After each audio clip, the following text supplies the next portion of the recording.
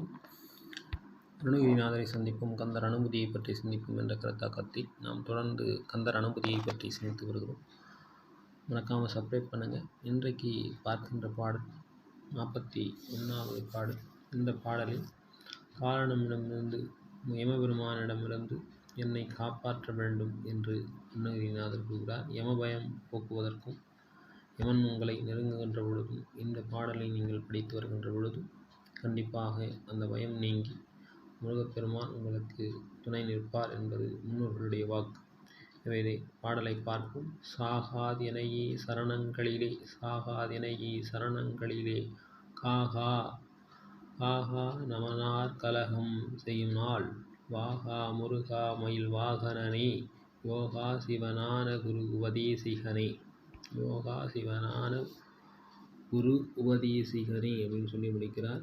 யோகா சிவனான உபதேசிகனே என்று சொல்லி நிறைவு செய்கிறார் இந்த பாடலை.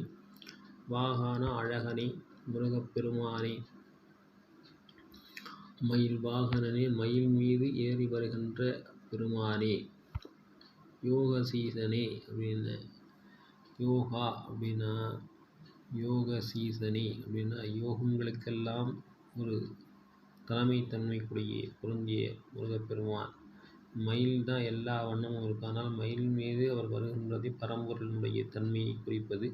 ஆனால் மயில் வாகனனே என்று சொல்வார்கள். சிவனான உபதேசிகன்னா சிவஞானத்தை பக்குவப்பட்ட ஆன்மாக்களுக்கு உபதேசம் செய்தவன் என்று ஒரு பொருள்.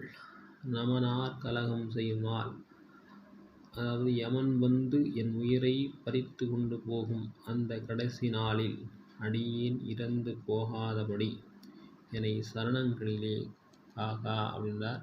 அடியேன் உமது திருவடிகளை நிழலிலே தங்கும்படி காத்திருள வேண்டும். யமன் வந்து என்னை அழைத்து செல்லுகின்ற வேளையில் யமனிடம் அழைக்கும் செல்லும்படி என்னை அனுமதித்து விடாதே.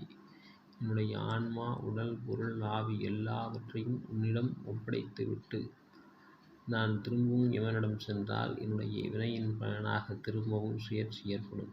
எனவே நான் உன்னையே அடைங்க விரும்புகிறேன் முருகப்பெருமானே என்று புலம்புகிறார்.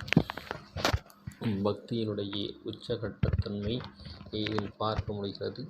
எனவே யமன் வருகின்ற காலத்திலும் முருகனை நாம் இறுக பற்றி கொள்ள வேண்டும் என்றால் யமன் கூட வந்தால் விலகி செல்வார்கள் என்று நடந்த முருகப்பெருமானுடைய பக்தர்கள் உணர்ந்த தன்மையும் இருக்கிறது. எனவே மீண்டும் சந்திப்போம், நல்லவற்றை சிந்திப்போம். பிடித்திருந்தால் சப்ஸ்கிரைப் பண்ணுங்கள், லைக் பண்ணுங்கள், ஷேர் பண்ணுங்கள். மறக்காமல் சப்ஸ்கிரைப் பண்ணிட்டு பாருங்கள். நன்றி, வணக்கம்.